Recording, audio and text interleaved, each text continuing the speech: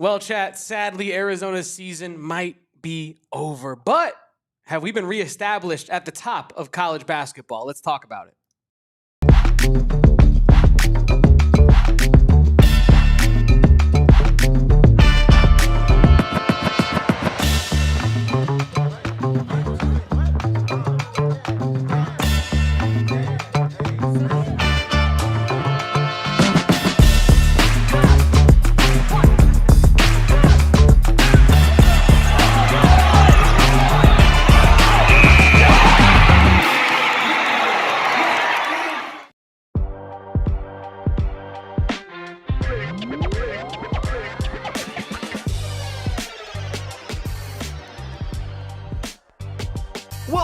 Welcome on into the AZ Wildcats podcast, coming to you live from Studio K, presented by our friends over at Circle K. And that's a little bit more of an off-season live for you, Kevin. I was actually, and I'm sad that I didn't off the top of the show, I was going to suggest, why don't we just go lost music again? Because I'm still feeling the effects of this loss. Arizona, of course, losing to Michigan by a score of 1,000,000-0, it felt like, in the Final Four.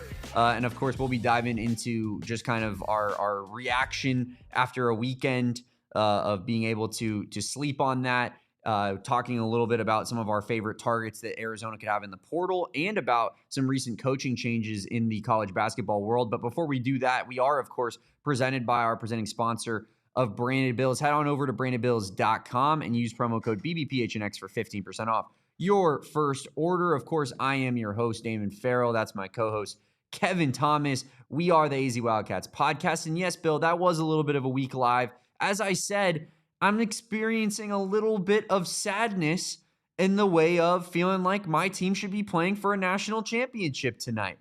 And that's not to say that obviously it didn't go down to a final shot type of experience. It wasn't as if Jaden Bradley had the ball in his hands and he just missed it and it went in and out. And if he made it, the Cats are playing for a natty tonight. But damn, if I didn't feel like that season deserved a little bit better ending than it got, Kevin. And that's where I'm at on a Monday afternoon here.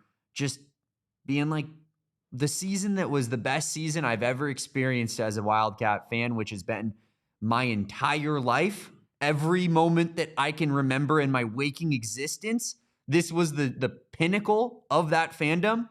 For it to end in that fashion, it hurts really damn bad, man. And I'm going to be remembering it ending like that for a long time. I'm sure as it goes on, I'll be remembering the season for what it was as well. But still just a mere, 48 hours after the fact, it still hurts.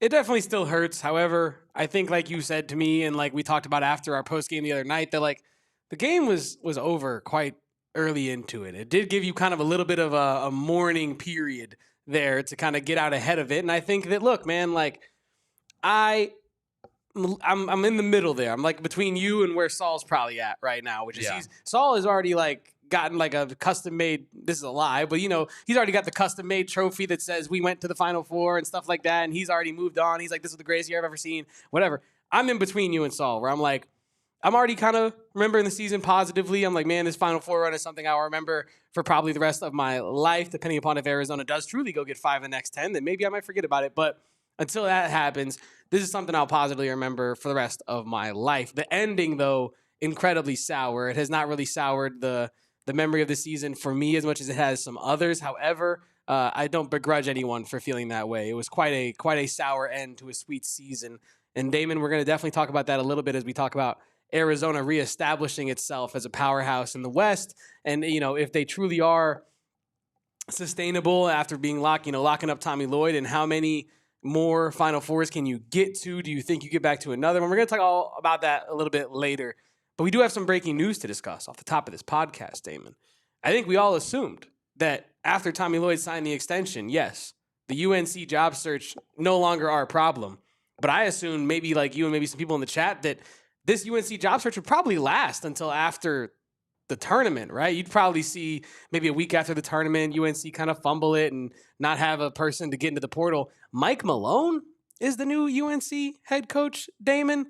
Were you at all shocked by that this morning, or Lord, like, right? You were surprised too as well. I mean, it seems like only Tyler Hansborough predicted this. He's the only guy in the world that's like, yeah, I believe I had that. Yeah, well, and Eric Ruby knew it too, right? Eric Ruby had been hearing for months. I walked in, obviously, and I said, hey, Kevin, this is crazy about Mike Malone. I can't believe that he's the head coach at UNC. I didn't even know he was on their radar. And, of course, I got met with the response from Ruby of, you didn't see that?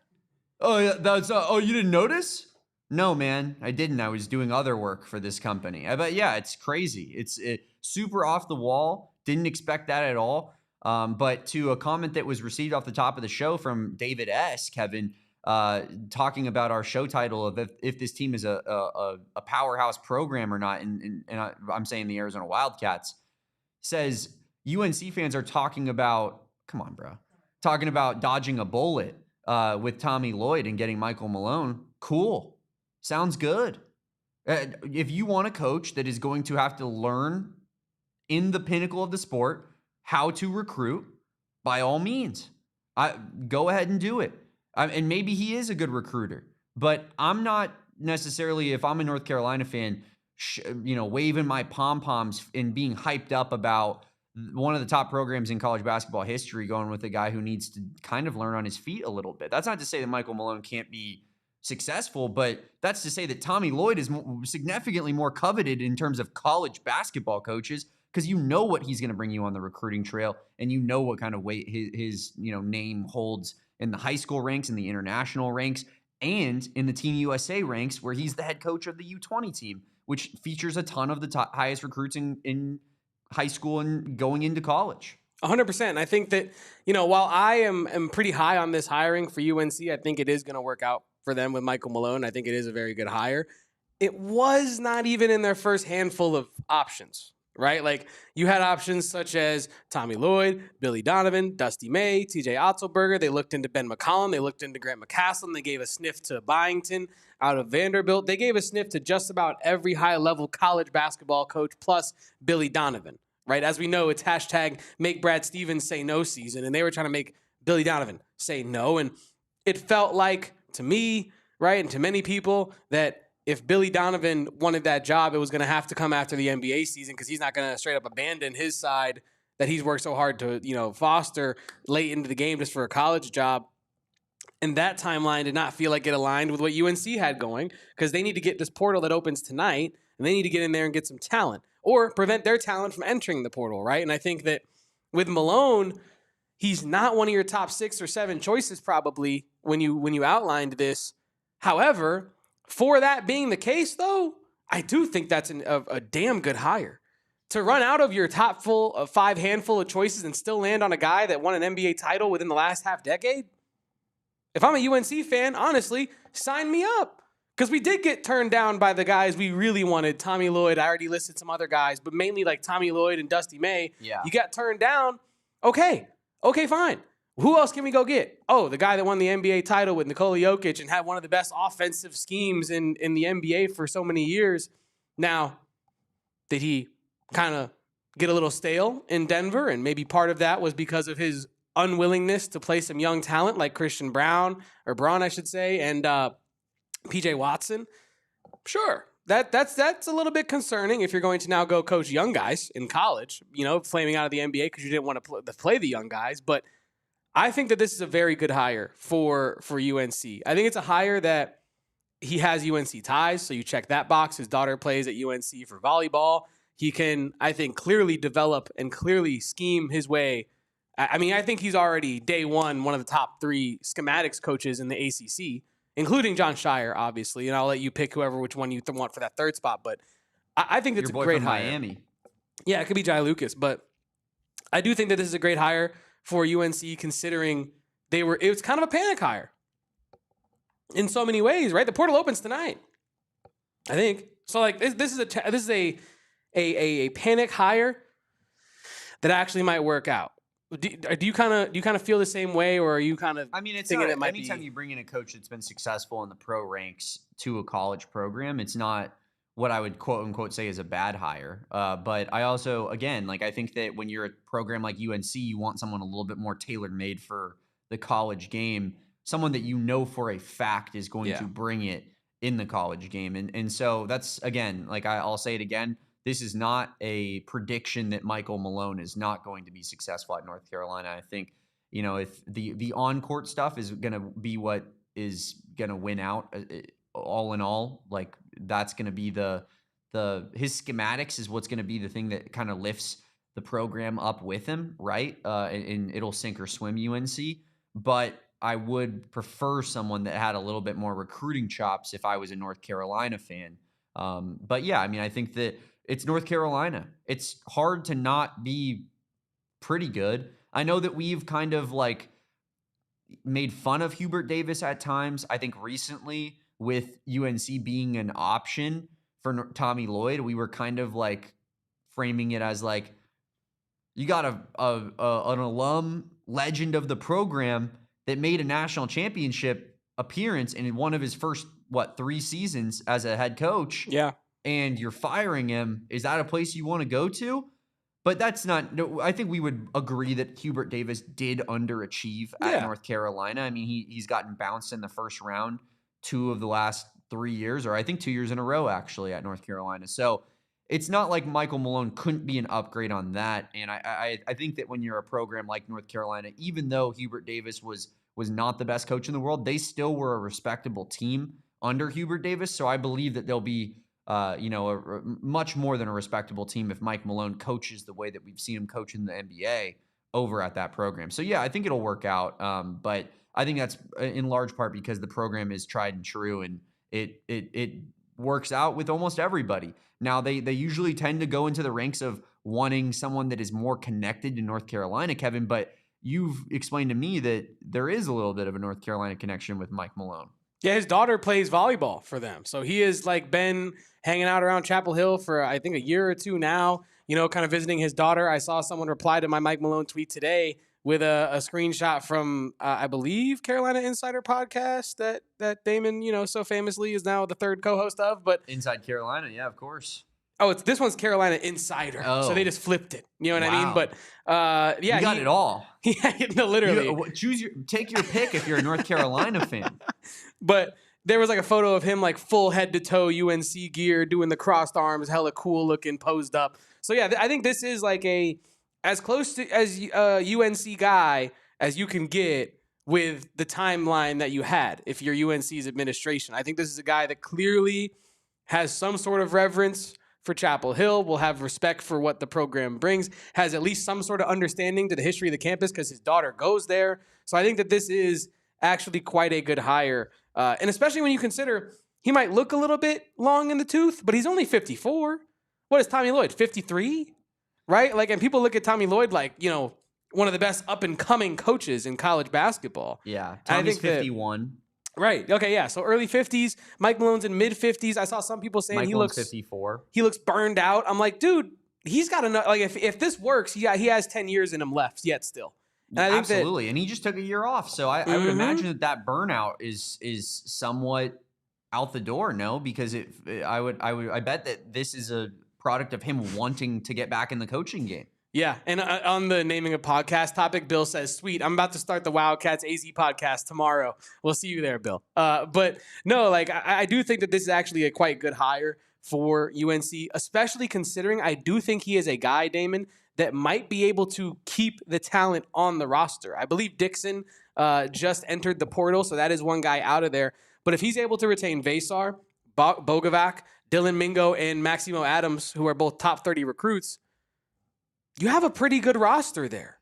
You really do. And Vasar at that point will be a senior. He'll be one of the best front court players in the country again next year if he returns. I actually am pretty high on this. The only issue in my eyes is that he has not coached. Oh, this is actually a really fun. We have an Arizona tie-in, by the way, to this. Do you know what it is, Damon? No. So people on social media are running with the idea that Michael Malone has never coached at college, which in general terms is kind of true. But did you know he cut his teeth as an assistant at Providence from 1995 to 1998, which means, yes, he was a part of that Providence staff that lost to Arizona in the 1997 Final Four as Arizona advanced to beat Kentucky in that year's national championship. So Michael Malone is not unfamiliar with the college ranks. It's just been a very, very long time, and the sport looks very, very different. But that could also play into his advantage, right, Damon? Because nowadays, the college game looks more like a pro game than anything ever. Very true. Very true. I mean, these guys are professionals. Listen to the way Tommy Lloyd talks about his team. He calls them professionals. Like, I don't think that there's any dancing around that this is a professional sports league at this point when you talk about college basketball, college football in particular, with the money that's flying around for the, top of the line players in those sports. And yeah, that 1997 Final Four, I'm sure that was one that was like Titus tweet before the Titus tweet, Kevin. I don't know if you're aware of how that game went down, but like, I'm pretty sure Arizona had, and hopefully Brian Edwards is somewhere here in the chat so he can call me an idiot and be like, it wasn't 8 points, Damon. It was a 9-point lead, you stupid clown who wasn't alive when it happened. But I think it was like an 8-9 point lead Arizona had going into the late in the second half, and Providence stormed back, ties the game. It goes to OT, and then the Cats win in OT and then eventually win the national championship because of it. But it was like this close to being an all-time choke job with a sustained lead at the end of the game. And thankfully, we were able to kind of get the job done there. But I'm sure Michael Malone remembers that game very, very well. I'm sure he does. It's been a long time since he's been a college coach. A long time. Really, a really long time. 2001 when he was at Manhattan, and he was the assistant there. So yeah, recruiting's changed a lot, but again, it's a lot different than it was. And yeah, you would assume, like every other legitimate basketball program in this day and age, they're going to have a GM at North Carolina who's going to be able to help make a lot of these decisions for him, where it's not just going to be him solo recruiting out there like it maybe was in the old days, or, having his assistants do it. Like, he has a guy who's specifically there to help build the roster, and his job is to coach the roster. So if they have a good pairing with the GM and Michael Malone, I think that it could be extremely successful for North Carolina basketball. And obviously that's just a program that I think that you don't need to reinvent the wheel to make the program, start flowing and ticking properly because of how good the program is in general. I 100% agree with you. And I think that, in terms of where this signing of Michael Malone to Carolina can be really good for them, they already have a pro-style front office over there with a GM and Jim Tanner, who has done a great job bringing in talent to North Carolina. Caleb Wilson, Henry Vasar, like, he has gotten dudes into that program, obviously with the help of Hubert Davis. We'll see how it goes with Michael Malone, who, like I said earlier, famously butted heads with the front office in Denver. So we'll see how that goes. But I do think Carolina has the front office in place to help Malone, like, have a stable entry into the sport. The question for me, and I'll throw it to you, is he's got to put together a staff, and he's got to get into that portal in less than 24 hours. How prepared was Michael Malone to enter the college basketball world a week ago? Was he getting rumblings? Was his agent talking to Carolina a week ago as like a backup plan for them? Or is this truly jumped on him, kind of how it jumped on us in the media, right? Not really hearing anything about Michael Malone. And then Avery Johnson was saying today on CBS that he didn't hear Michael Malone's name until yesterday. Well, I guess, yesterday when he spoke to Kenny the Jet Smith at the Final Four, who the Jet was the head of the committee getting the head coach, Damon. I'm laughing at the Jet. We went like, not only we go full government, we threw in the nickname in the middle just to kind of sandwich it off. I've never heard of, like, it's to the point, Damon, where when people refer to Kenny Smith without the Jet, I almost don't know who they're talking about. Like, if you were like, hey, if you said Kenny, I think I would have known exactly who you were talking about. It would have been him or Kenny Dillingham, right? But it's Kenny Smith or Kenny Dillingham are the only two Kennys that are worth anything in my world. But I think, hey, Kenny from South Park, Kenny respect Smith him. Does sound a little bit odd. You're not wrong in saying that. It's just pretty generic. You went full EJ on me though. Like, you went Ernie Johnson. Like, I'm with you were the sitting Diesel, on the panel. Shaquille O'Neal. I'm with Kenny the Jet I got Smith. Big Diesel. No, but Avery Johnson, Chuck.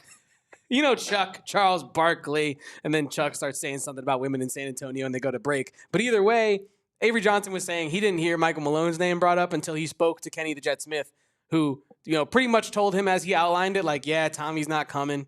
Yeah, Dusty's not going to sign. Yeah, it's probably not going to be McCaslin. But hey, look out for Michael Malone in all this. And Avery Johnson was thinking, what? Where did that come from, right? And then 24 hours later, Michael Malone's the new coach at UNC. So it did. That is my question, right? Like, how much forethought has Michael Malone given this? And I'm not saying that he's going into it blind, but I'm saying, like, does he know who his lead assistant's going to be? Does he, like, has he planned that out? Does he have any idea how he's going to attack the portal that opens in like less than 24 hours? And there's already so many high level dudes in the portal that UNC might need.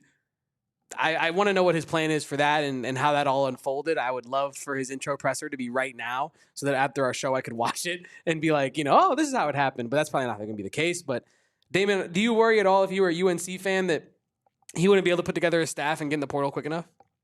No, I think that that's going to be a situation that's all figured out. But I think that's enough UNC talk. I think that's we fully dove into the UNC hire here. And as you mentioned, the transfer portal is well underway, and Arizona is figuring to be obviously a big player in that portal. Last season, if you listen to ASU trolls, Arizona was not in the tier 1 of NIL of college basketball, sitting just $500,000 outside of tier 1 because that is the threshold. Everyone knows that $10 million is the exact amount of money that makes you a tier 1 NIL school, and $9.5 million is what makes you second rate. But Arizona is extremely competitive in NIL. We know that, and they have a lot of spots opening up. So you would expect them to be big players here in the early portions of this transfer cycle. Kevin and I, let's dive into some of those right after our first break here on the AZ Wildcats podcast. Of course, drink your water, leave a like, do not go anywhere.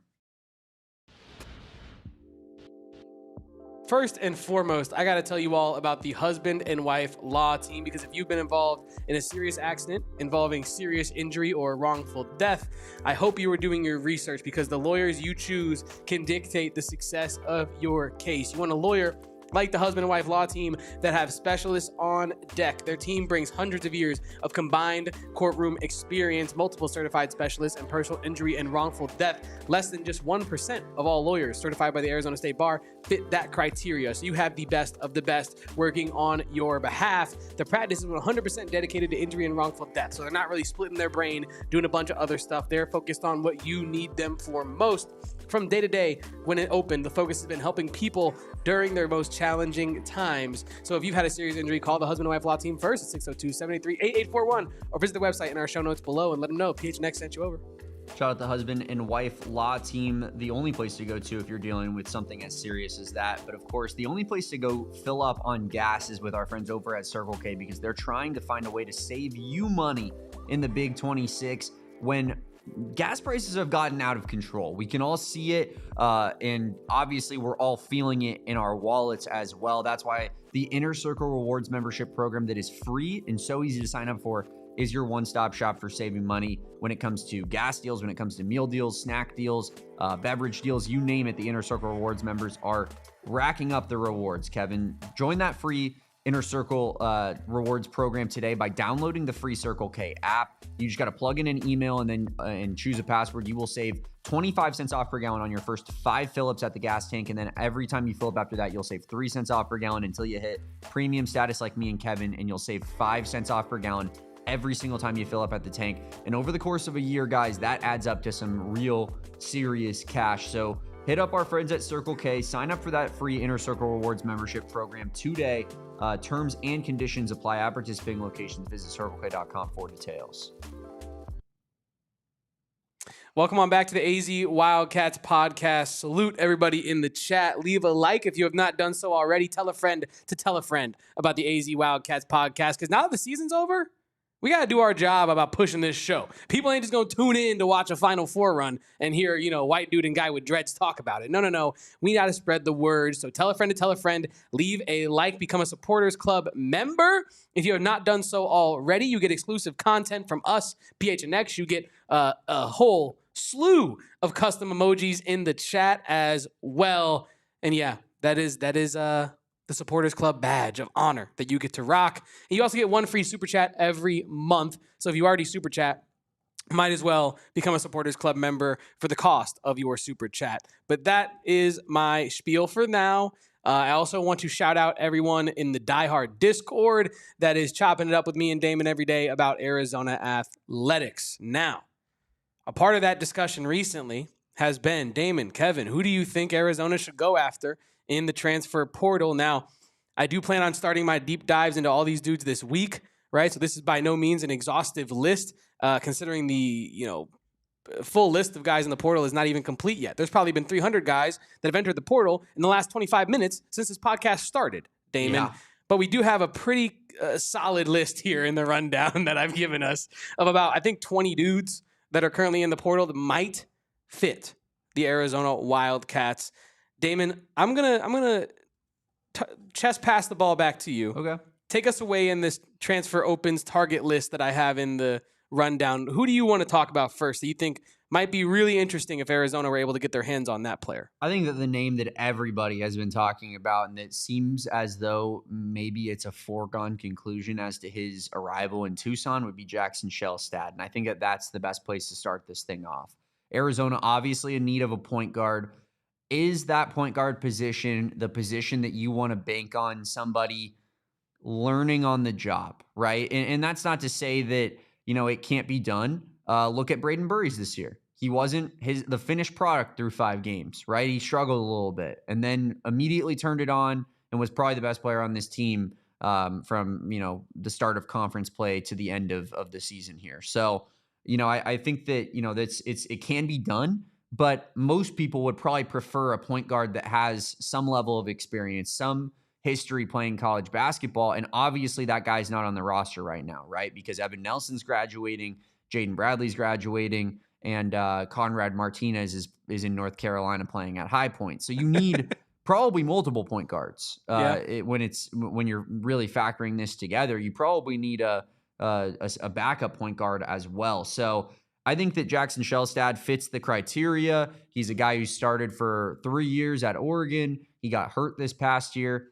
I've heard from asking around a little bit that Arizona would expect Jackson Shellstad to receive an extra year of eligibility, despite this being his 3rd year of college basketball. He only played 12 games. So hypothetically, Arizona would have 2 seasons of Jackson Shellstad as the starting point guard versus just 1, which I think does make him a bit more intriguing.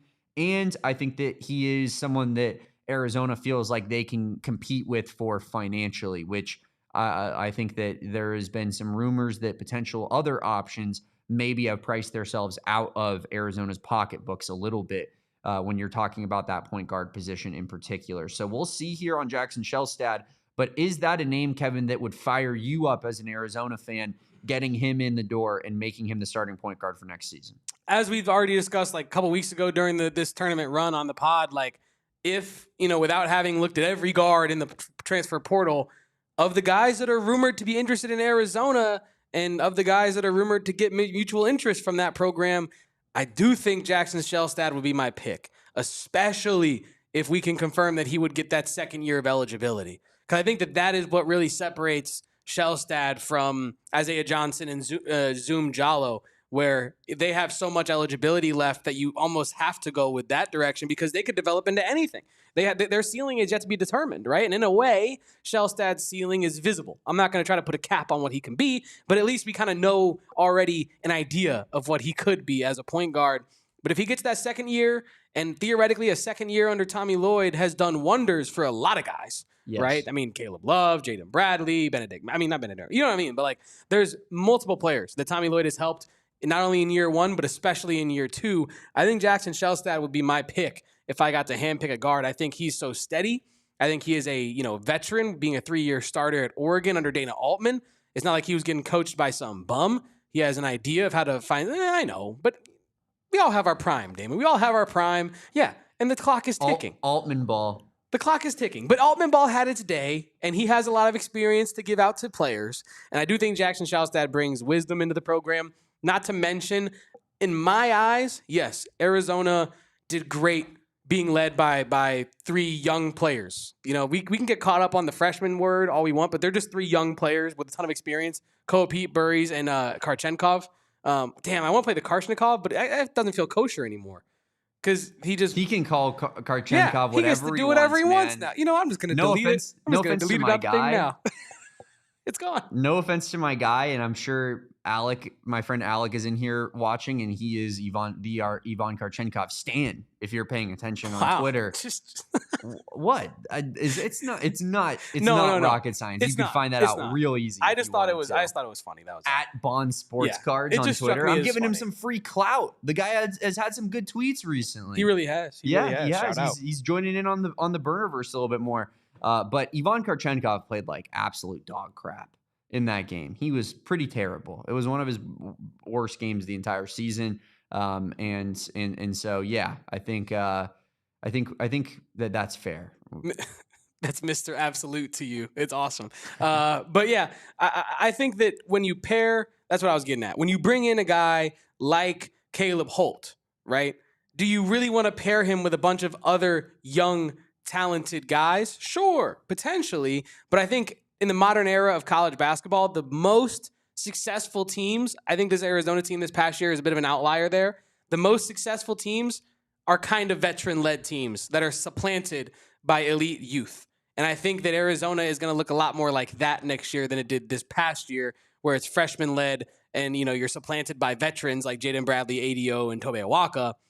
I think next year Jackson Shellstad could be that guy that helps Caleb Holt acclimate to college, helps Caleb Holt become a better true guard prospect and really lock in his talent. But we also have more in terms of guard options in the portal. It's not just... Can I just say in regards to Jackson Shellstad that On3 is reporting that Louisville is the other team in this sweepstakes for Jackson Shellstad, and that those are the two teams, Arizona and Louisville, going toe-to-toe. Obviously, Michael Brown Jr. is going to be joining the draft, so Louisville looking for a point guard and probably has a lot of NIL that they can spend. I bet you they have way deeper pockets than Arizona when you're really kind of fully fledging it out there. So, I think Shellstad definitely seems like the guy that is the primary target here at point guard, but watch out for Louisville in that one as well. Not only that, though, Damon, but Pat Kelsey's been put into a locker a couple times recently. Treydan Stukes lockered him. You know what I mean? That's a hometown guy. That's a tough one, too. Tough one. Program-altering one, right? I don't know, man. I back the Wildcats if Louisville's the competition. I know they got deep pockets, but it seems like Kelsey can't sell you sand on the beach. You know what I mean? I'll tell you what talks, though. Cash money, Kevin. That's true. And Louisville's got a lot of it. But hear me out, though. Jackson Shellstad has been playing for 3 years. Likely wants a winner, in my eyes. I could be wrong. He could be one in the bag. I could have that total. I don't know him from a stop sign. But I would assume a guy like that, point guard, 3-year starter, he wants to win for all that time he's put in. So maybe he comes to Arizona. Maybe he goes to Louisville, Damon. Well, and we all know, and shout out AZ Bandcat Sports for helping the recruiting trails. But Jackson Shellstad is liking Arizona tweets, on stuff that is outwardly just about Arizona. So I think there's some smoke there. There's obviously some connection to the program. I expect this to be the primary target, like I said, at point guard. But as you said, Kevin, there are other point guard options on the table that are pretty intriguing. Let's go to JJ Mandequit, because I don't think that JJ Mandequit is the kind of guard that you bring in to be the one guard for a team. I think, unless he is going to a program similar to Washington, right, of a team that might not really be looking to win a lot of games next year, but might be looking for a guy that they can develop. Mandequit was a freshman this past year, put up 5.2 points, 2.1 rebounds, 3.2 assists on pretty decent efficiency from the field. Now, maybe not as much from three, but I do feel as though this is a guy that Tommy Lloyd has coached for Team USA, clearly has familiarity there. Me and Saul during this past summer have talked about, man, that JJ Mandequit dude for Team USA, kind of a dog. Not like a crazy, transcendent kind of player, but he's kind of a dog, and I like what he brings to the table. And now that he's in the portal, you can't help but to believe that maybe he is that backup point guard for Tommy Lloyd next year. Maybe he is that guy that comes to Arizona, plays like 3 years, and by the end, he might be your starter. Who knows? But I do like the possibilities of a JJ Mandequit. Now, obviously, like I said, you wouldn't be bringing him in to start, so this would be more of a supplemental piece to next year's team. But how do you feel about the man that just don't quit, JJ Mandequit? Well, now I'm out because I just realized all of the puns that Kevin Thomas will be doing all season long, and I don't know if I can take it. I don't know if I can endure an entire season of Kevin's puns in regards to JJ Mann. JJ made the man quit. Tough. But I think when you look at just the player, the connection to Tommy Lloyd, given that he played for Team USA, given his kind of profile as a prospect coming into college, I think it'd be a great backup point guard option. I'm all in on as a backup point guard. Obviously, if that's your starter and you're Arizona and you were just in the Final Four, no offense, but yeah, that'd be a pretty big step back from Braden Burries and Jaden Bradley. Yeah, for sure. Here's where I'll sell you on this move, Kevin, and this is something that I brought up to you before, but I'm sure a lot of people in the chat are unaware of it. JJ Mandequit's best game of the season this year, you read Kevin. my mind, brother. Talk about it. Let the people know. 21 minutes per game, or in the game. 15 points. 5 of 8 from the field. 62.5% shooting. 3 of 4 from 3. Sniper. 4 rebounds. 2 assists. 1 turnover. 1 steal. Against Michigan. Come on, JJ. The best game of the season was against Michigan. And you know what? Was he starting at Washington? No, he wasn't. No. And is that respectable? It's not the most, right? Washington wasn't great. They're 16-17. They finished in 12th out of 18 teams in the Big Ten. It's not a great season. It's not a great team to come off the bench for. But if Tommy Lloyd trusts this guy, if he's been coaching him before, he knows what his attitude's like. He knows he'd be a good fit for the program. And he knows he would be accepting of his role as the primary guard off the bench for this team, similar to maybe like a Justin Kier type, right? Like that's kind of the role that I'm envisioning here for a guy like JJ Mandequit. I think that this could be a move that would be really, really good in terms of filling out the roster. Now, is it going to be the most impactful? Is it going to be the difference between having an elite season and a great season? Probably not, but I think that this is definitely a roster filling out type of move that I would be excited for if it came to fruition.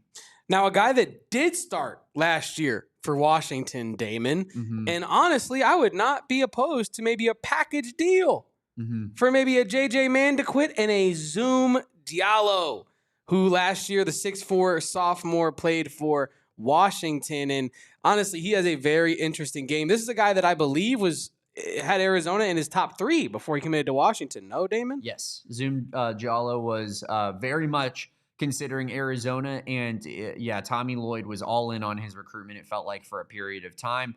Didn't end up coming to Arizona, I think in large part because he felt that he was a starter elsewhere. And that's why he went to Washington to go start at Washington instead of being Jaden Bradley's backup in Tucson, which is very understandable. But now he finds himself in the portal. And I think that whenever it comes to a Tommy Lloyd former recruit out of high school that enters the portal, you have to be on watch that guy is a potential option to come to Arizona, because as we know with Tommy Lloyd's recruiting style, he goes all in on dudes. And I don't think that all in nature changes when that guy re-enters the portal a year or 2 later. So I expect Zoom Diallo to be a guy that Tommy Lloyd is really considering for this point guard spot.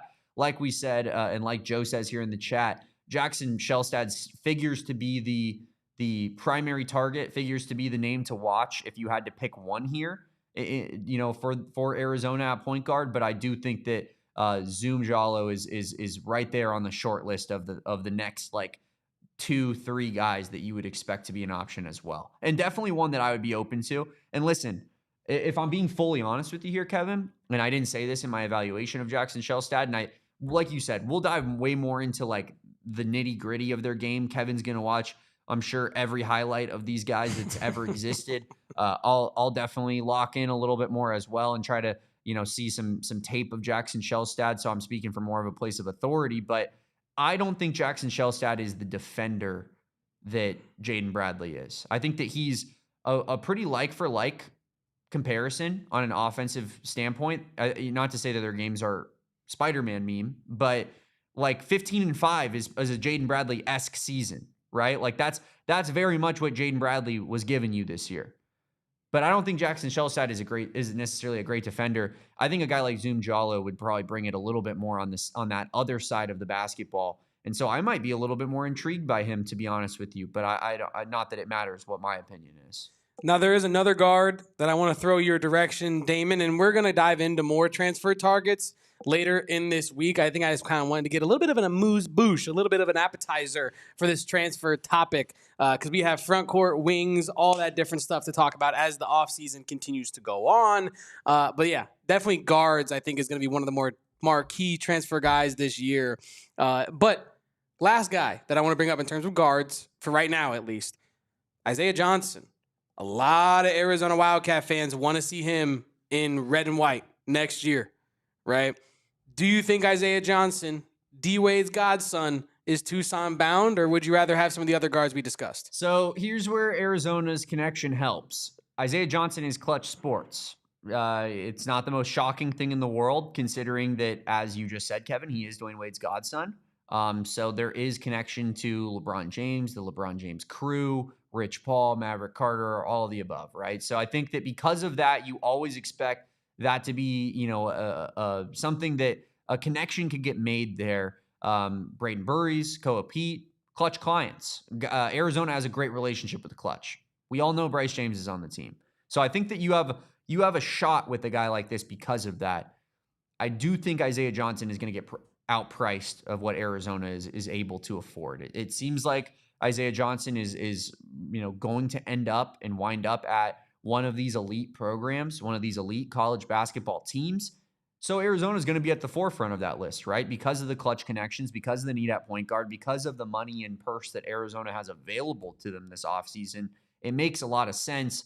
But I think if it's truly going to come down to a highest bidder situation, Arizona's not competing with Kansas, right? Like, let's just be honest about it. Kansas can put more money on the table, a school like that. So I don't expect Isaiah Johnson to be an Arizona Wildcat, but if you put a gun to my head and said choose one, I want Isaiah Johnson, baby. That's the guy I would be putting most of my stock into, but it seems as though a lot of people in college basketball feel pretty similarly. I also, I will throw one more guard into the mix after we wrap up this Isaiah Johnson convo that you reminded me of when you said priced out, right? That Arizona, in theory, should be in on all these elite guards, but they are going to be having a quite steep asking price.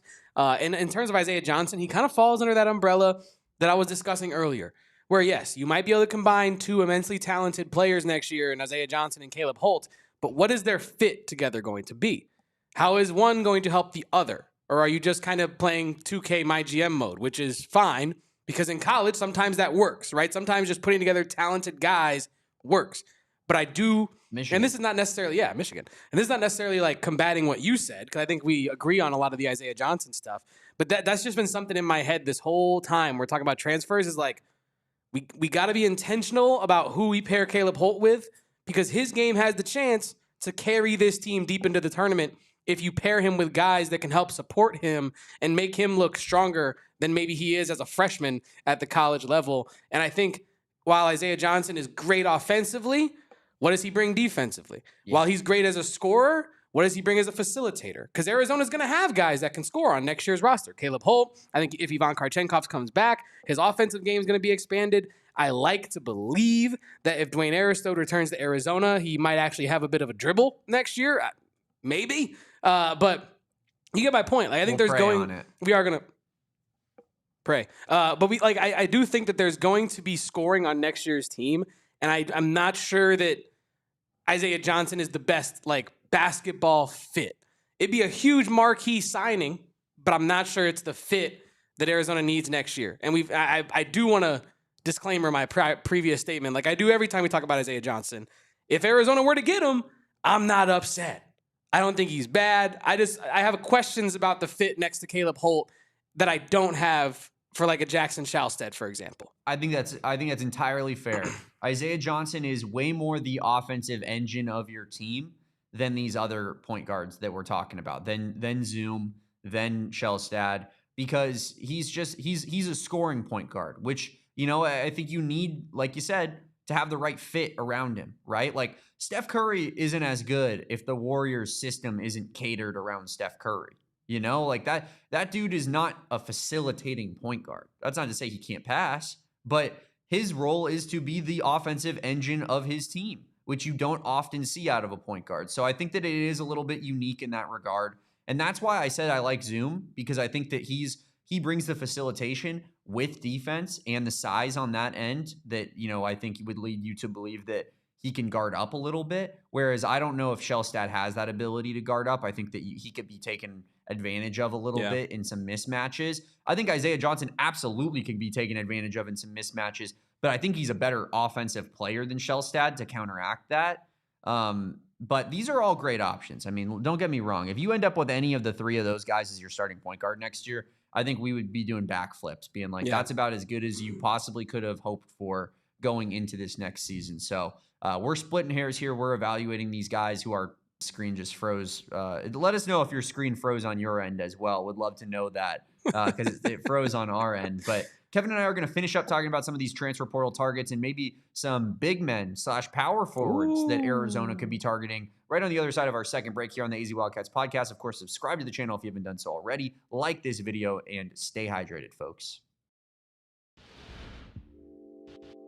Ladies and gentlemen, it is the Window Depot, and they're a whole lot more than a window store because they are now introducing luxury vinyl plank flooring, available now in all stores for just $2.30 per square foot. That is quite the deal. It is in stock, ready to take home today. Flooring that looks great, lasts long, and will not break the bank. Perfect for transforming your space into something you desire for your everyday life. And they're now offering iron doors starting at less than $1,000. Iron doors are built for strength, style, and security. So if you are trying to keep your place stylish and secure, Window Depot is the spot for you.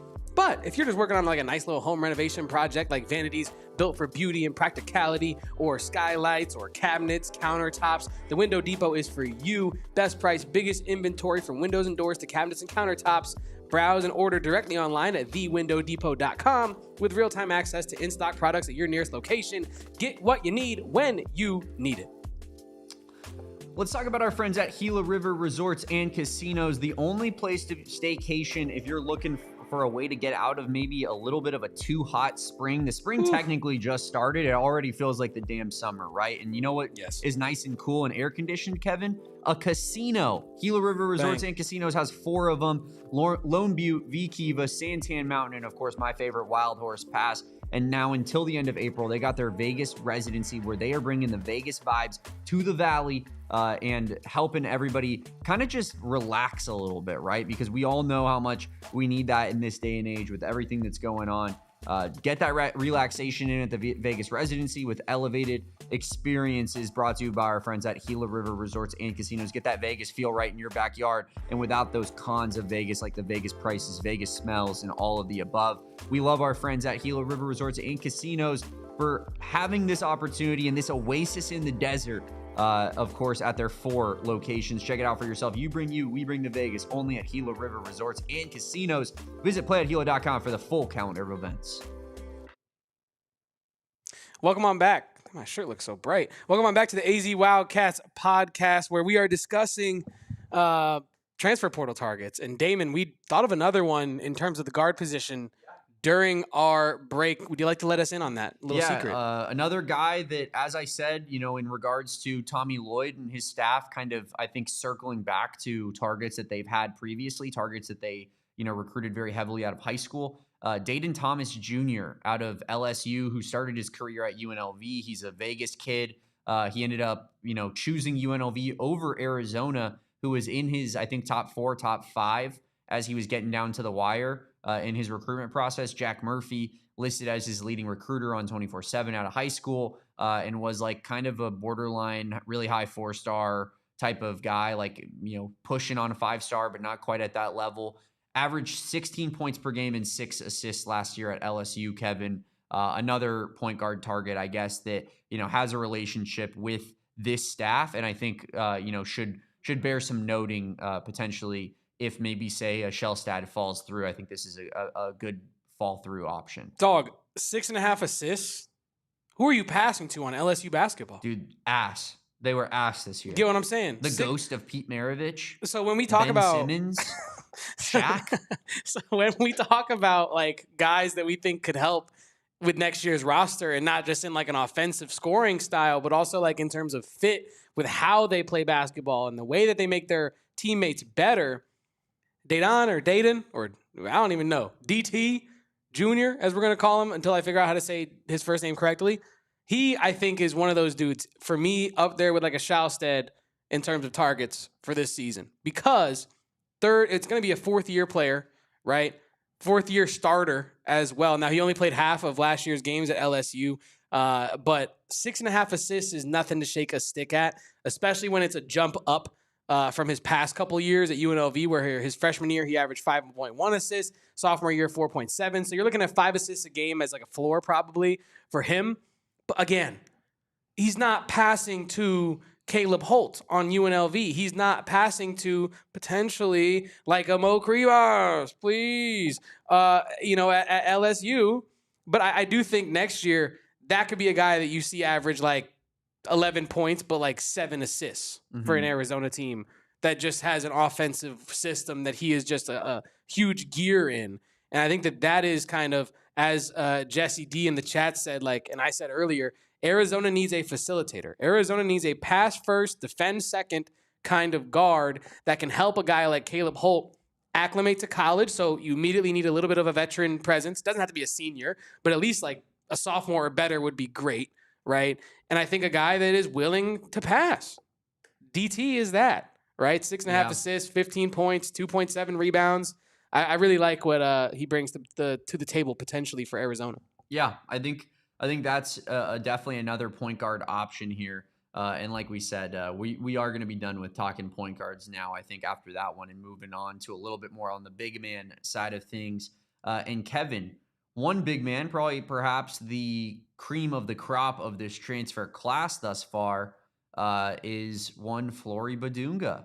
Now, I think that the initial want, if you're an Arizona fan, should be, we want Mo Krivas to return to this program. Mo Krivas did nothing of that would preclude us from wanting him back. He had a great season. He showed a ton of development. He was, for my money, the best rim protector in college basketball this season. But Badunga won the Big 12 Defensive Player of the Year over Mo Krivas, it felt like. When, I'm sure that if they released the voting, Krivas probably got second place in that voting, right? So if Krivas was to go to the NBA and Flory Badunga was to come back from entering his name into that NBA draft process, which he is doing, so he will be testing the draft waters, but entering the portal in the meantime as well. Is that your top target to replace Mo Krivas at center? Duh. It has to be, right? Like in a fantasy scenario, or like I said, you're playing, 2K My GM mode, and you're looking at the list of free agents, and you're like, who do I want? You want Flory Badunga. But can you get Flory Badunga? Because I think that's the real question. Like, no, you can't. JR in the chat says he'll go to Florida. I'm sure he might go to Florida. I think he's definitely destined for like the SEC. It feels like, right? He's the most SEC guy that ever was. It feels like he fits right in that conference, right? His length, his athleticism, right? The way he wants to play. I think he's obviously like the top target. But like Sam says as well, Chad is on the ball today. He's going to want like $6 million. Which is going to be like our entire purse to spend on players that are not already on the roster. That's going to leave a mark. Says his asking is $5 million. And so that kind of takes him out of the running for a team like Arizona. But I do think, in that same vein earlier as we discussed, where Zune Giallo and JJ Mandaquit are coming from the same team, I don't think Badunga and Bryson Tiller go to the same team, but I do think Bryson Tiller could be Tucson Tiller. I'm kind of all about that. I was discussing with people on Twitter about Bryson Tiller earlier today, and no, not the musician, the power forward for Kansas this past season, who had a great game against Arizona this past year when they were at home, and then a more pedestrian game when he played at McHale. But if he can make that his home court, maybe he'll play a little bit better. 7.9 points per game, 6 rebounds a game, an assist on 45% from the field last year at Kansas. 6'11". Last year was a freshman from Atlanta, Georgia. Atlanta. And I feel like if you're Bryson Tiller, man, there's maybe no better big man coach in the country right now than Tommy Lloyd. And I think there were some Kansas fans when I made that joke about the Bryson Tiller jersey going nuclear on Greek Row that were like, well, if you want a guy who's 6'10" and plays like he's 5'10", then good luck. And I'm like, man, let him get in this system with Tommy Lloyd and some of these coaches that have developed big men that initially come into the program and can't really defend, or they're not that big, or they don't play like they're that big. I mean, look at Mo Krivas. right? Like this year, we went from beginning of the year saying, man, Mo Krivas kind of plays, I don't want to say pedestrian, but he plays kind of passive under the basket sometimes. I wish he'd just be a more dominant Lithuanian beast. Visit Lithuania. Tiller could fall into that same vein of a 6'11" dude who maybe doesn't play up to his size, and then he gets in, and you got Tommy Lloyd slapping him on the leg. You gotta be tough. You gotta be tough. I don't think that's really how he coaches every day, but you get my point, right? Like, I do think you get Tiller in this system. He gets a lot tougher defensively. I'm kind of in on it. I don't know if he's my number one option for a front court guy this year, but he's definitely in that conversation for me. Yeah, listen.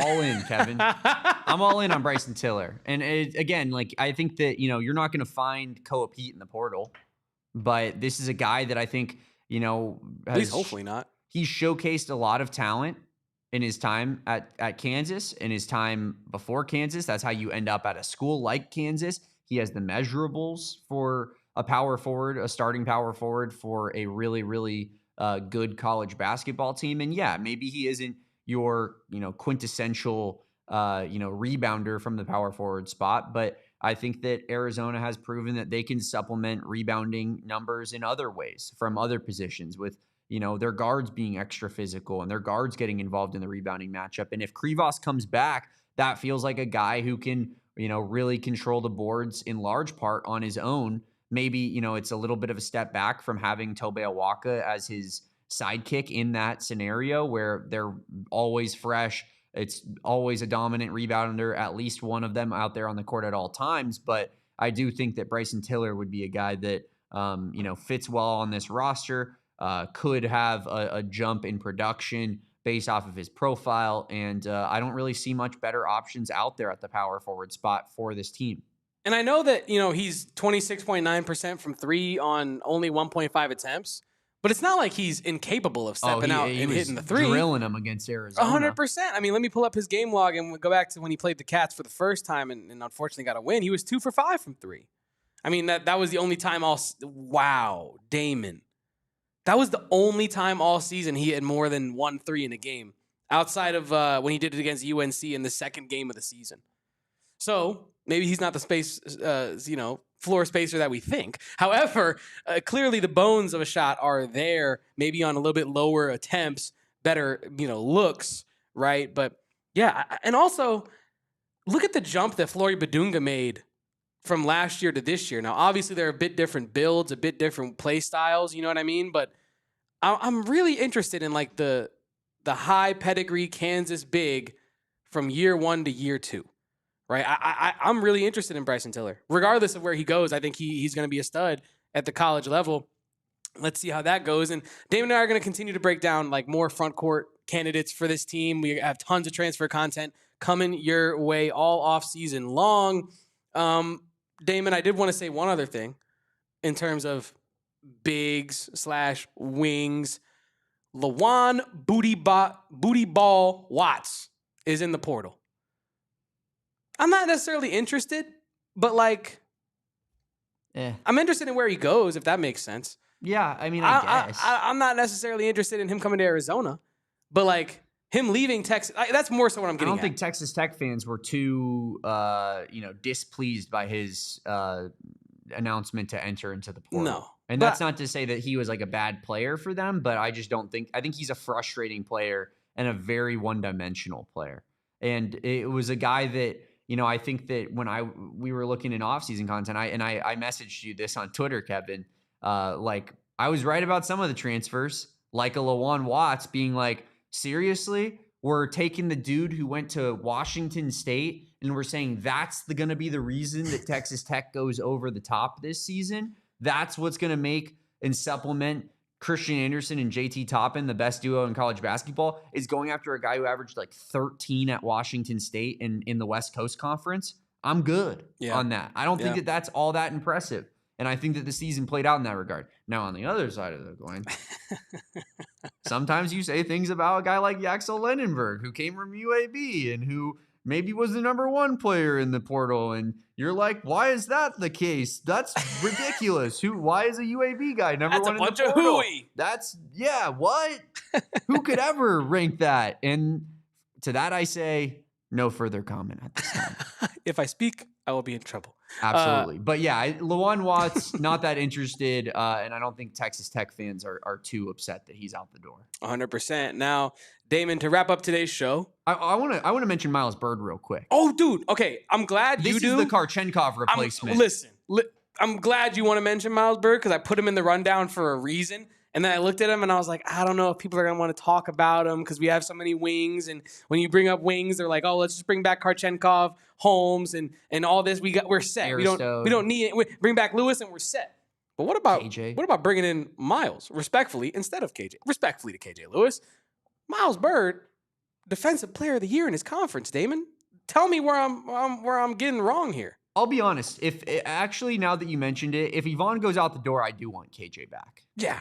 That would be my primary target for that position if Yvonne goes to the draft, which is possible. I don't know if it's probable, but I think that it definitely could happen. But I do feel like Miles Bird is somewhat tailor-made for the Ivan Kharchenkov role if you were trying to replace a guy like Ivan Kharchenkov.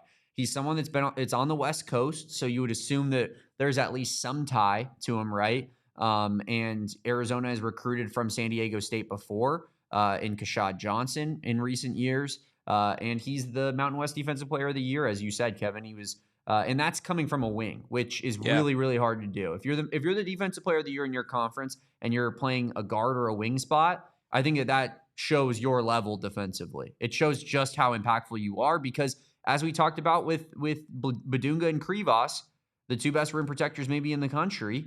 It's those guys are both big men, and that's why they were up competing for that DPOY award. So, I definitely think Miles Bird is a guy to look out for, especially if you lose something in the way of a Ivan Kharchenkov, maybe even possibly a Dwayne Aristode, but I doubt it. He probably won't be going somewhere to sit on the bench. I know we said we weren't going to talk any more transfers, but I'm sick in the head. I can't stop it. Anthony DeLorso is walking out the door, right? Can Nate Heisey walk into the door? Iowa State sniper that hit the no-dip 3 to beat Houston at home. Like, one of the coolest shots ever. I'm actually not against bringing him in as an off-the-bench sniper. You need a guy to take that role on. You do. There's no doubt about it. He's going to be – I think when you look at this roster, let's think about what we need on this roster, right? And we need everything we had this year. Yeah, for sure. For sure. I mean, that's you look at this year's roster, that's the formula. No? 100%. Obviously with a little bit of added on of like, well, how do we get past the team that's as good as Michigan? But, I think you want to kind of go like for like if you can or get close to it. And I think that when you look at the roster, as we talked about with JJ Mandequit, you probably want a guy who can combo guard at both point guard and shooting guard and come off the bench and hit three-pointers.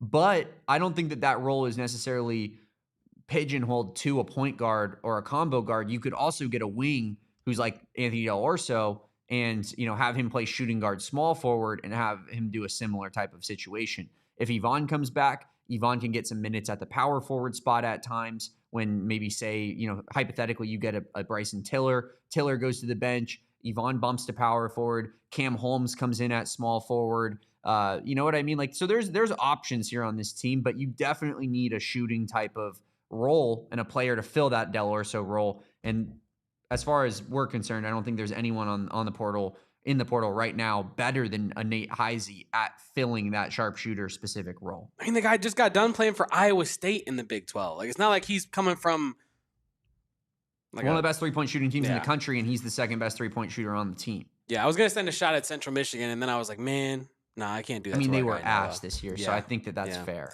But either way, though, Damon. I like to throw my Wake Forest shots on this podcast. You know me, so. Can we end this show on the national championship Monday with some positivity because we're not playing today?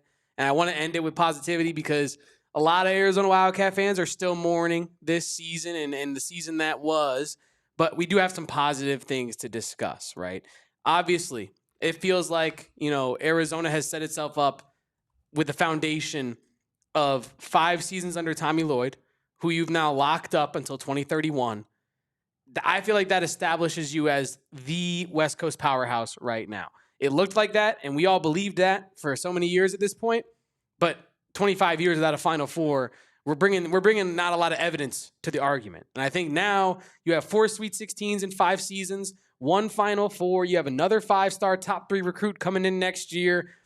In my opinion, Damon, it feels like the Arizona brand has never actually been stronger than right now. Mm-hmm. And people might say, well, what about like 97? What about like 2001? This brand is built off of those brands. And I think now when you got LeBron back in the program, you got your coach coming out saying, my Michael Jordan is Steve Kerr. You got Devin Booker wearing your logo. Your logo is everywhere right now. And then also you add to this, what makes a strong program in many ways, Damon? Strong backbone of alumni that back and will recruit for the program going forward. At the Final Four, I saw this photo circulating. Damon Stoudemire put out a selfie, not a selfie. Man, we didn't need your words on this. You're actually right. You know what? You know what, Damon? You're right. Self-centered ass. No, you're actually right, Damon. We're just gonna. No one cares what you have to say about this, Kevin. Let's just live blow this photo up for everybody. Damon Stoudemire put that on his Instagram, and then I ripped it from my Twitter because I'm selfish. But Damon Stoudemire put out a photo of him, Josh Pastner, Salim, Miles, Rondé, Iggy. The memories for me is what he says. But for me, it's the brand, Damon, because I think that having all those dudes, we talked about it with Kentucky and Calipari. When he went to Arkansas, all the alum went to Arkansas with him, right? It feels like Arizona alum want nothing more than to rep the U of A. And right now, they have as much leverage to do that as realistically possible. And I genuinely, as Bill says, I think we should have had that as an alt cast. Why did Michigan get a Fab 5 alt cast and then a 5-star committing at halftime of the Fab 5 alt cast when Arizona doesn't even get their own damn alt cast with all those legends in the building? I'm with you, Bill. But Damon, do you feel like the brand has ever been stronger than right now for Arizona basketball? That's a kind of an impossible question for, I think, me and you to answer, considering we weren't alive or conscious during the period of time during the Lute Olson era where it would have been at its strongest. So I'm not going to speak to that. I just want the record to show, Brian Edwards, if you're watching, Kevin was the one that came out and said that the brand's never been stronger than right now. Because this brand is built on those elite brands. I'm not going to speak on it, but I think it's you've matched that at the very least, which is to say that you've gotten back to being one of the truly elites of college basketball like you were from the late 80s to the early 2000s. Because, I mean, like, there was a foundation period that needed to be set with Lute Olson. Then there was a little bit of a drop-off when he started getting ill, started getting older, and then you had to move on, and you had Kevin O'Neal and that disaster, and then Russ Pennell taking over as the interim before Sean Miller, was the next head coach. So there was like a trending up and a trending down of the Lute Olson era, but that like 15-year stretch in between was pretty effing special. I think that you're now in the same spot, at least, that you were there. Like I guess what pops in my head, Kevin, is like you got Queen Latifah wearing Arizona jerseys in the 90s. You know what I mean? Shout out to the Queen. Shout out. Yeah, like you had like big cultural icons that were famous at the time, extremely famous, A-list type of celebrities being like, I'm just popping on the old red and blue. I'm putting on the old Arizona jersey, and I feel like now you're getting back into that national relevancy where it will start to become more recognizable with Arizona. And I think that getting back to that place in time as a true title contender year in and year out, that's special. And Arizona is fully embarked onto that era of the Tommy Lloyd era, which has already been a special start. But this was truly the year, I think, where it was like maybe a lack of better terms here, but like a come to Jesus moment of like, we are here, we've arrived, and Arizona basketball is fully back and is a force to be reckoned with at this point. I do agree with that. And I think what I was really trying to verbalize with has the brand ever been stronger is what JR was saying, is that it truly flows from generation to generation. 97, his brother had 88, and now you and I have 26. And I think that because of the history that guys like Lute Olson, Sean Miller, so many great players, so many great fans, the man, you know what I mean? Like, all the contributions that have gone into this program, fans, players, coaches alike, has given Tommy Lloyd the opportunity to take that ball and run with it. Like he references so often that he stands on the shoulders of Sean and Lute, right? And I think that that is what gives me such confidence that the brand has never been stronger and will continue to grow. Because it's not like, this all exists in a vacuum. As JR says, it's all Arizona. And I think that as time goes, yes, we wanted to beat Michigan. Yes, if we were going to lose to Michigan, we definitely didn't want it to look like that. But I think that there's, as Jaden Bradley said after the game, there's so much to be proud about in the season in terms of what they accomplished, not only for themselves as individuals, but for the program of Arizona basketball. Getting that Final Four drought off of your back, off of the fans' backs, means a lot of fans actually, not us, because we do this every day. We enjoy Arizona basketball regardless, but a lot of fans, they get to actually buy in now. And I think that I saw a tweet, I forget who it was. Maybe it was Justin, maybe it was Juan, maybe it was you, maybe it was Erica. Somebody out here covering Arizona basketball was saying, like, they put out a video of fans' reactions, and they were saying this run has birthed a whole new generation of Arizona Wildcat fans that now I know we want to get back to the Final Four very soon. But now those fans, you're getting a lot more credit with them. Because if you don't go next year, well, we'll always have 26. If you don't go the year after that, well, I will always remember 26. You know what I'm saying? And I think that kind of boosts the brand back up, like in the way you were saying, right? Yeah, it's been so long that you've been in at that stage. Ran out of goodwill. 100%. That, now you've gotten, the monkey off your back, as we say a lot on this podcast. That's a new, we're going to have to add it to the drinking bingo game. But, it's in the rear view, right? You don't have the pressure of being like, well, we need to make the Final Four this year, which I think going into this season and actually after like the non-conference, I remember being on this podcast and being like, guys, we need to make the Final Four this year. Mm-hmm. Like, if it's not this year, it's really going to truly be never, or it's going to feel like it, right? And so I think that now that that's in the past, the new goal is, let's win a national championship. Who cares about tying for third place? Who cares about being in the Final Four? It's awesome. It's great to add into your Rolodex. It's great to say 5 Final Fours instead of 4 Final Fours, right? We're almost on 2 hands. You know what we want to say? 2 national championships. And, we could have, we'll go from Lute Olson doing it to Tommy Lloyd doing it in the intro video, right? And I think that's the next step for this program. And so, yeah, I mean, it's been a huge year. Don't get me wrong, Ben, who puts in the chat, Big 12 Player of the Year, regular and tournament champs in the toughest conference in America, Coach of the Year in a Final Four, no slouch season, no doubt about it. Not trying to downplay the season whatsoever. Just trying to respect those that came before that helped build the foundation of the program that made Arizona into kind of the pop culture, team that it was in the 90s. The team that had a ton of swag, that was on the West Coast, that was doing basketball a little bit differently, and that was doing it with class, with a head coach that exuded class, right? In Lute Olson. And now you have your Lute Olson 2.0 in Tommy Lloyd, and now you're right back to being at the top of the college basketball world, competing at the absolute top. And you couldn't be better set up for the future. Trevor Begay, 199 super chat. Great season. Expect more Final Four runs with Tommy. And there's no doubt about that. That was the main thing, I think, that, when we were at the end of our post-game show, Kevin, after that blowout loss to Michigan, and, we basically had the entire second half to decompose and be like, well, that was an ass kicking, and an hour and 40 minutes of the post-game show before we started kind of going to the wrap-up portion of it, where I was like, you know what, guys? You know what this season was truly about? And this is a lot coming from Damon on the night of getting your ass kicked like you did against Michigan. This season was about getting the Final Four off your back, but also tying down Tommy Lloyd to this program, because Tommy Lloyd is now synonymous with Arizona basketball after this year. Those things go hand in hand. And after Tommy turns down UNC this time around, a program that he admitted is special, is different, the same way that he talks about Kansas. You could almost copy paste how he talks about Kansas in that regard, right? It sounds the exact same.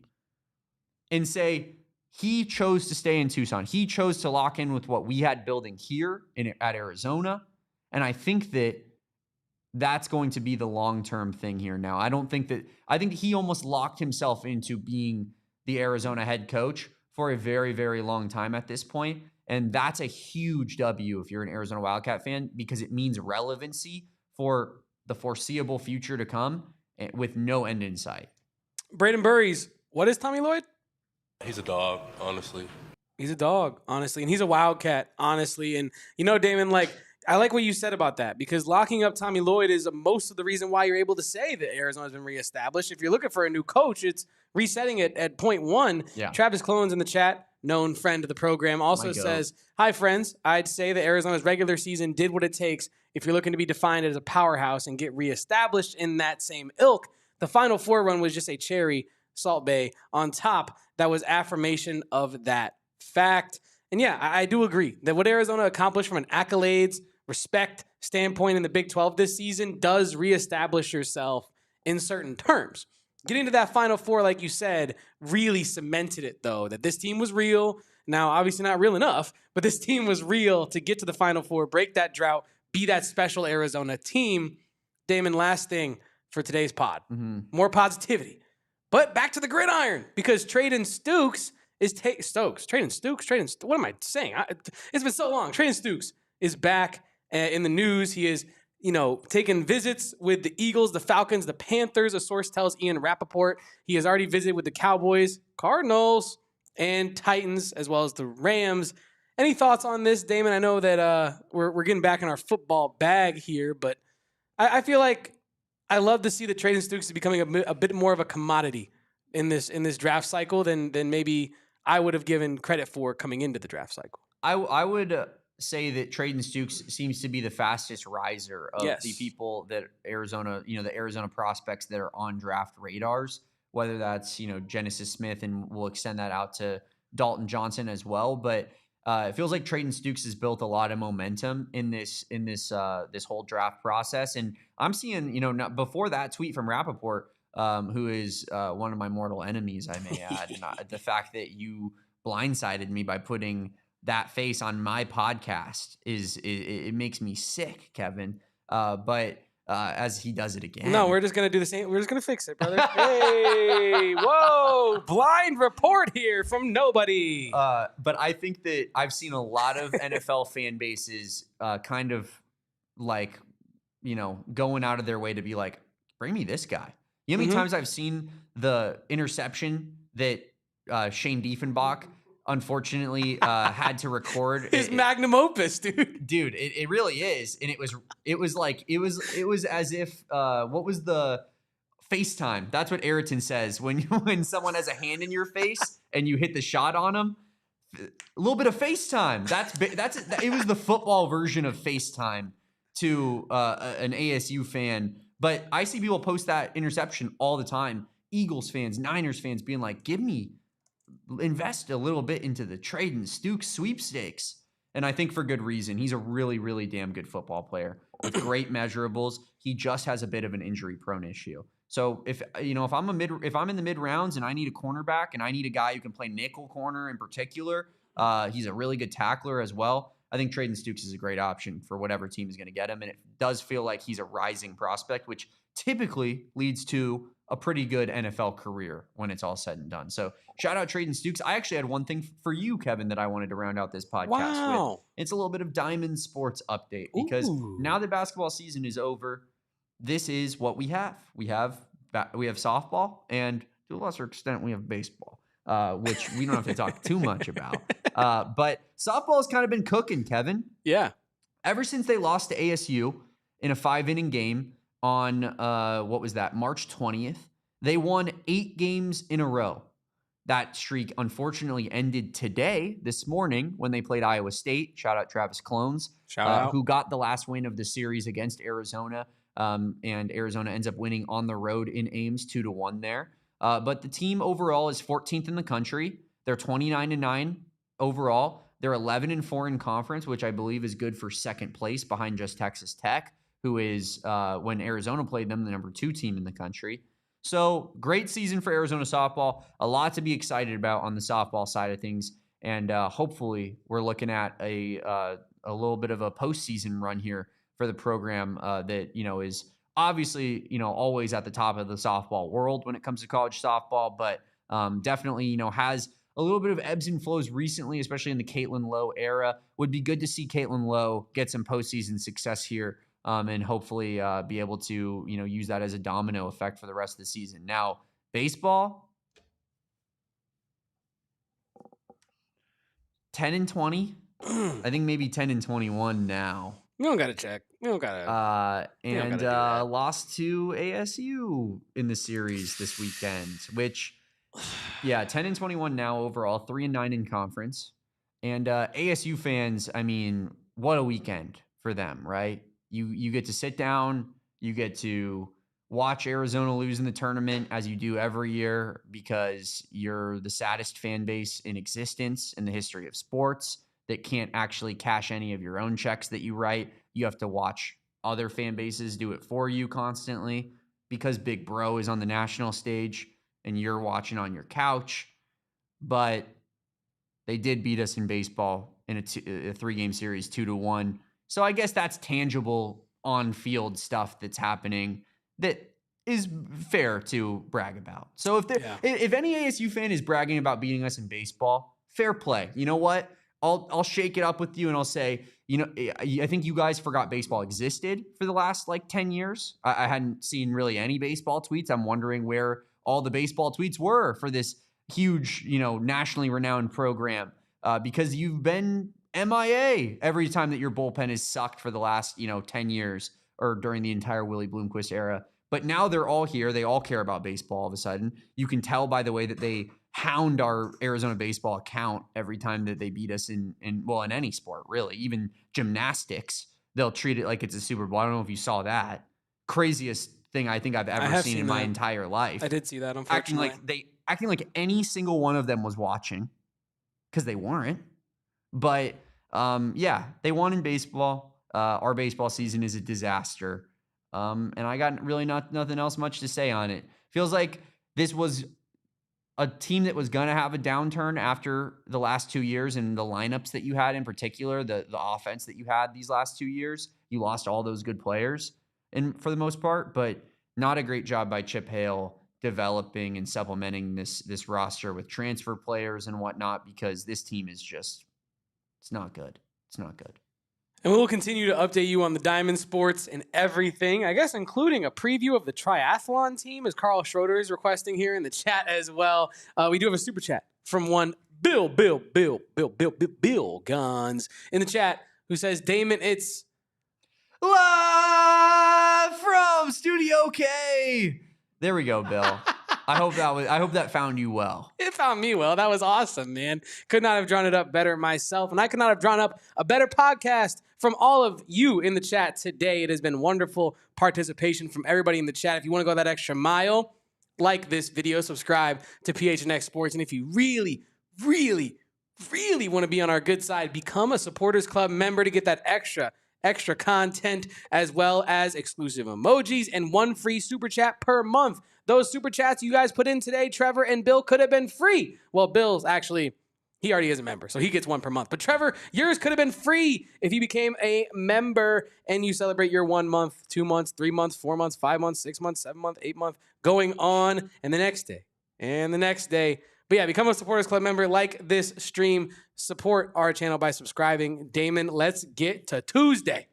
Let's do it. Been a banger episode, and Kevin and I are going to be locked and loaded with all of your transfer portal updates from now until this roster is set. That is priority number one on this podcast. We cannot wait for it. Of course, spring football in full flux. I'm going to put a gun to Kevin's head. Actually, it's going to be under the table so you guys can't see it, and I'm going to force him to watch football the same way that I was forced with my eyes open to watch the Final Four against Michigan, Kevin, in the most torturous fashion. I mean, that was a humiliation ritual that this company put us through. Insane. Hey, I was guys. like, can we turn this off, maybe? Trey McKinney is, literally playing better than every single player on our roster. Right Trey now. McKinney Roddy Gale Jr. just stepped on Mo Krivas with a dunk. I don't even know how he got that high. It was unbelievable. But they did like a step over. There was a step over in the game. I don't know if you saw that. I forgot who it was. I didn't. I think it was Trey McKinney who did it, but it might have been Burnett who did awful. it. But just it was awful. It was awful. one of the scrub shooting guards who went crazy on us and was the reason that our season ended. But you'll get to watch those guys and see if they can replicate that performance tonight in the national championship. Who will you be rooting for, UConn or Michigan? I'll be rooting for Bane. I don't really care.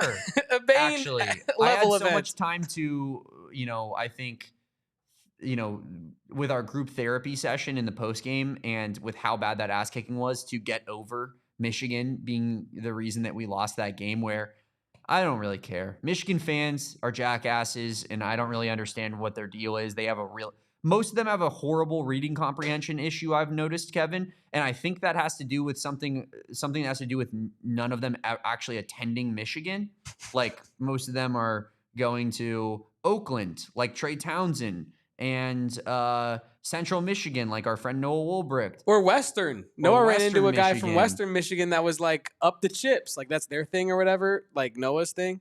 Yeah. And he was like trying to relate. And Noah was like, why are you rooting for Michigan? He was like, oh, I've always just liked Michigan. He was like, but you went to Western and you greeted me with a Central. Hello. Yeah, Who exactly, are you? Yeah, it's like an ASU fan saying bear down to you. It's disgusting. Yeah, it is. But at least just stand for something in life. But yeah, I mean, it's like Michigan fans tried their best, Kevin. They really, really did to get me to root for UConn. But I'm going to hold out strong. I'm going to sit here and go, I'm more mature than that. I'm better than that. And you will not make me just hate you for no reason. So despite Michigan fans' best attempts, I don't really care who wins tonight. Let us know in the chat. What do you guys think? Who are you rooting for? Do you want Danny Hurley and UConn to win another title 3 in 4 years? Or are you rooting for Michigan, the team that beat Arizona along the way, so that maybe we could say, hey, we are the second best team in the country? But who knows? UConn would have to lose pretty badly for that to be able to be something that you would have to say.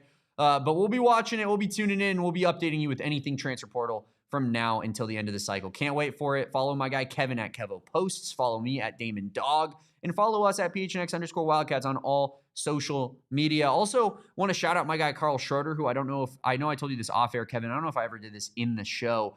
Carl and I met at the Arizona bookstore in Tucson. Wow. Carl lives in Connecticut.